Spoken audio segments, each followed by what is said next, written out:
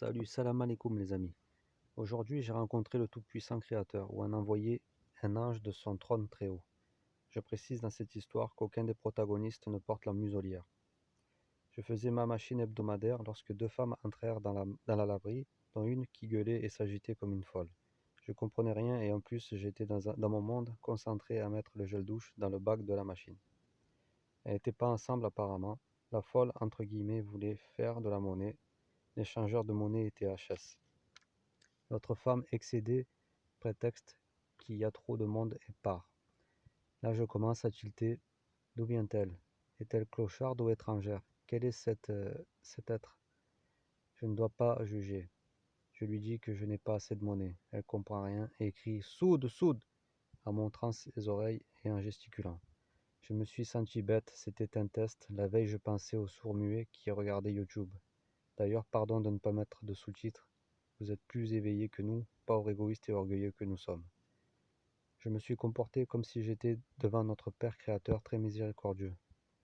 Alors je sors mon calepin et mon stylo pour communiquer et trouver une solution.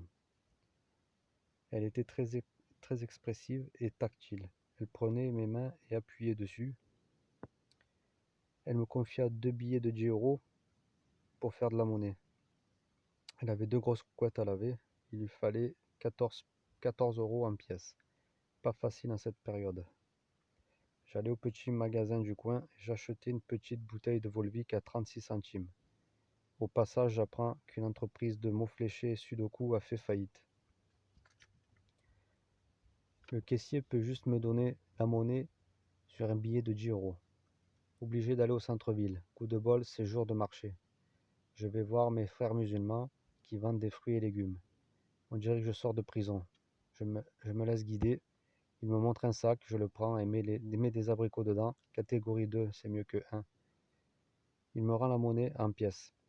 De retour à la laverie, je lui rends la bouteille d'eau et les abricots et la monnaie. Elle veut me donner une pièce, mais je refuse poliment. Après, je l'aide à laver son linge. On rigole, on passe un bon moment. Ça fait du bien au cœur et à l'âme.